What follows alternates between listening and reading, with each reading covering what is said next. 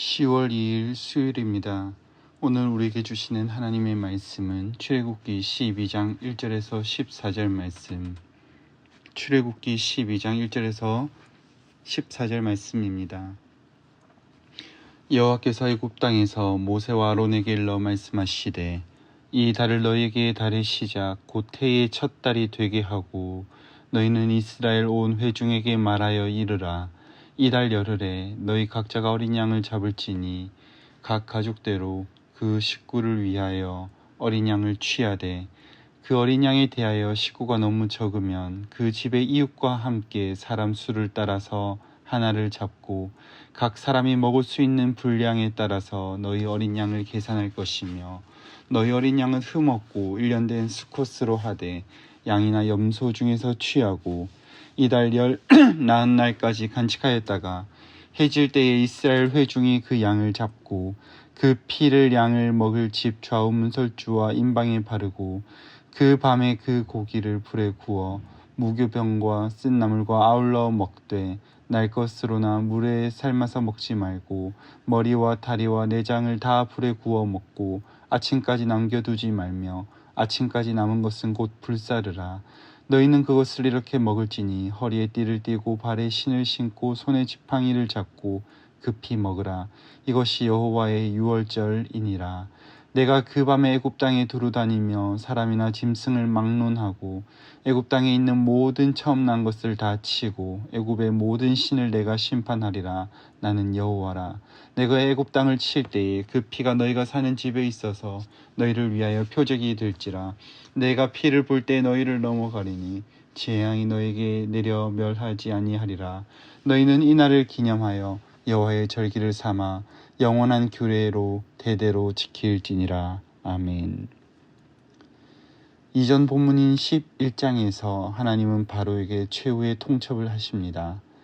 여호와께서 애굽의 바로와 그에 속한 모든 이들의 장자를 칠 것이다. 11장 8절에서는 왕의 모든 신하가 내게 와서 절하며 나가라 할 때 나를 따르는 백성들이 나갈 것이다 라고 모세가 말합니다. 중요한 것은 그렇게 하더라도 하나님이 내리시기로 작정하신 재앙은 철회하지 않으셨습니다. 이어지는 오늘 본문에서는 하나님은 이제 그 일을 행하시기 전 자신의 백성들을 준비시키는 유월절을 제정하십니다. 유월절은 넘을 유에 넘을 월을 써서 넘어가는 것이 2번 강조되는 절기입니다. 하나님은 이 유월절을 통해서 2가지를 제정하십니다. 첫 번째는 시간의 기준을 바꾸셨습니다. 당시의 애굽은 태양을 숭배하면서 이 태양을 잘 관찰하여 1년을 12달 4개의 절기로 지정해 놓았습니다.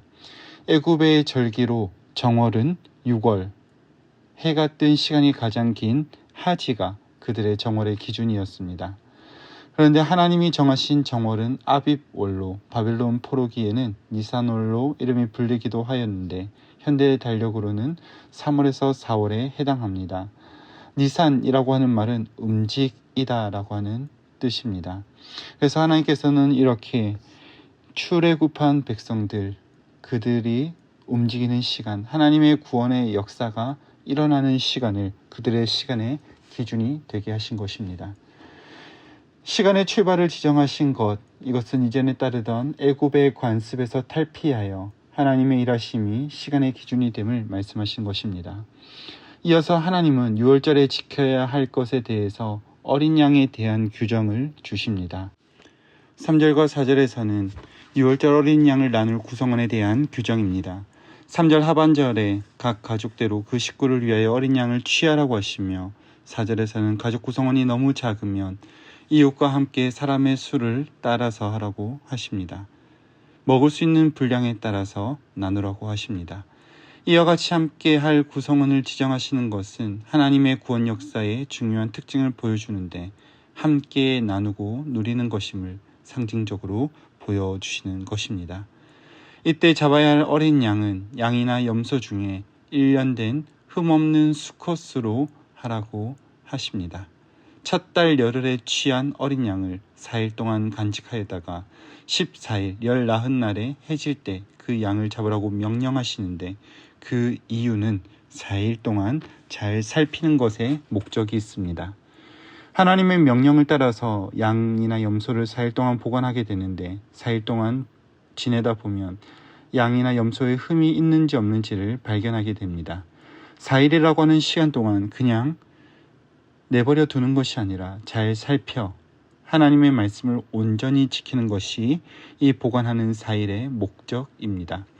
그렇게 보관한 어린 양을 잡고 그 피를 문설주와 인방에 바르라고 말씀하십니다. 양을 먹을 때는 반드시 구워 먹고 누룩이 없는 딱딱한 빵과 쓴 나물을 함께 먹으라고 하시는데 이것은 애굽의 고난의 순간들을 기억하며 그렇게 맛없는 딱딱한 빵과 입을 댈 수 없는 쓴 나물을 함께 먹는 것입니다. 그리고 11절에 이것을 먹는 방법으로 허리에 띠를 띠고 신발을 신고 급하게 먹으라고 말씀하십니다. 분명히 이렇게 말씀하신 것은 저녁 식사의 규정입니다. 그런데 이와 같이 명령하신 이유가 무엇인가요? 하나님의 백성으로 하나님이 정하신 때에 정결함으로 준비하여 이전의 습관에서 빠르게 벗어나라는 것입니다. 하나님은 애굽에게 10가지 재앙을 내리시면서 이전의 400년이라고 하는 노예의 시간에서 벗어나게 하셨습니다. 그리고 이제는 구원의 은혜를 받은 자들이 괴로움에서 벗어난 것처럼 빠르게 벗어날 준비를 하며 급히 먹음으로 그곳에서 빠르게 떠날 것을 요구하시는 것입니다. 하나님이 지정하신 유월절이 지나면 하나님은 애굽에서 처음 난 모든 사람과 짐승 12절에서 말씀하신 것처럼 그것이 남자이건 여자이건 상관이 없이 모두 다 치고 애굽의 모든 신을 심판할 것이라고 말씀하십니다. 오늘 본문을 통해서 함께 생각해 보길 원하는 것은 우리는 하나님이 기준이 되심을 인정하는가에 대한 부분입니다. 하나님의 구원의 역사가 이스라엘 백성들의 시간의 기준이 되었습니다. 유월절 어린 양의 규례를 통하여 하나님은 또한 새로운 출발을 하게 하셨습니다. 이스라엘 백성들은 때대로 이러한 절기를 지키고 유월절과 무교절을 말씀대로 지킬 것입니다. 그러나 정작 하나님의 구원의 백성에 합당한 모습은 이전의 습관에서 탈피하는 것입니다. 문자적으로 말씀을 지키는 것이 아니라 참으로 하나님의 구원 백성에 합당한 모습으로 살아내는 것입니다. 하나님의 구원하심으로 새로운 시간을 주셨기 때문에 내가 가진 가치의 기준, 내 출발이 하나님이 되는 것입니다. 하나님께서 유월절 흠없는 어린 양 대신 그리스도를 우리에게 주심으로 정결함으로 나아가게 하셨기 때문에 우리는 이전의 악함에서 빠르게 떠나 우리의 삶을 드리며 하나님께로 나아가야 합니다. 우리가 구원을 받은 존재라는 것을 기억할 때 우리는 어제와 다른 오늘을 살아낼 수 있어야 합니다. 구원의 은혜에 동참한 우리가 어디를 향하여 빠르게 달려가고 있는가? 우리는 우리 스스로를 잘 살피고 생각하며 행해야 합니다. 아직도 여전히 내 욕망을 향해 달려가고 있다면 우리를 건지신 하나님의 은혜를 기억합시다. 애굽 전역에 울려 퍼진 애곡과 고통의 신음은 모든 죄 가운데 있어야 하는 우리가 마땅히 당해야 할 죄의 결과입니다. 애굽에 내린 10가지 재앙이 특별한 것이 아닙니다. 그 재앙 가운데서도 하나님은 자신의 백성을 성별하시고 하나님의 백성으로 살아갈 수 있게 특혜를 주신 것, 이것이 참된 은혜라는 것을 우리는 기억해야 합니다. 그리고 이 은혜를 기억하는 것에서만 끝나는 것이 아니라 우리의 새로운 출발이 되신 하나님, 이전과는 다른 삶을 살아가게 하신 하나님, 그 하나님의 은혜를 누리며 빠르게 우리의 죄악된 자리를 벗어나 하나님의 백성으로 살아가시는 저와 여러분의 삶이 되기를 간절히 소망합니다.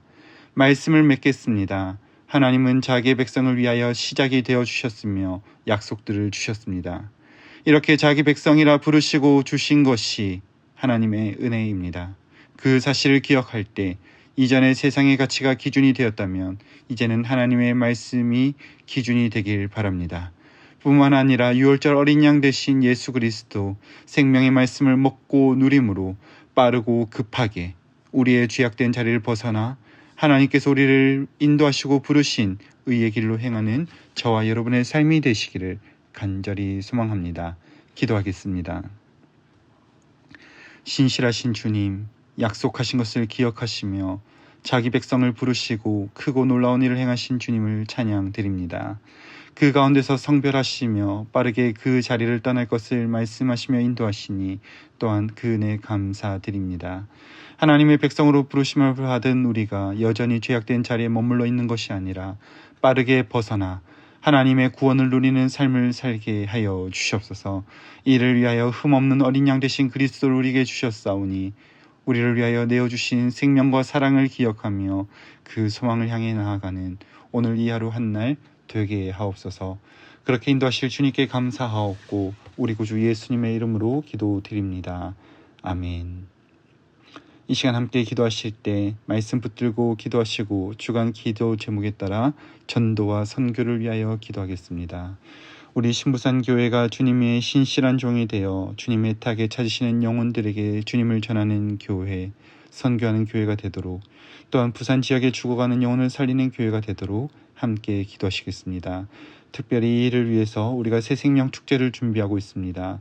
다가오는 토요일 5일에 있을 강사 전한길 선생님의 강연을 통해 이웃들과 작정한 태신자 728명이 교회를 방문하게 하시고 사랑과 행복을 누리며 마음의 문이 열리게 해달라고 함께 기도합시다. 10월 22일에 있을 아주 행복한 만남 때 복음 설교를 준비하시는 담임 목사님과 주일 예배 순서자들을 성령으로 충만하게 하시고 기쁜 마음으로 잘 준비하게 하셔서 함께 예배드리며 하나님의 사랑과 복음의 능력을 경험하게 해달라고 기도합시다. 또한 우리 자녀 세대에 복음을 전하는 행사인 다주리가 10월 12일에 있습니다. 하나님께서 기름 부어주셔서 어린 영혼들에게 하나님의 복음과 사랑이 스며드는 시간 되게 해달라고 함께 기도하시겠습니다. 또한 우리 교회가 파송하고 후원하는 선교사님들과 세계 선교를 위하여 합심하여 기도하신 이후에 개인적인 제목으로 기도하시다가 처소로 돌아가시겠습니다. 함께 기도하겠습니다.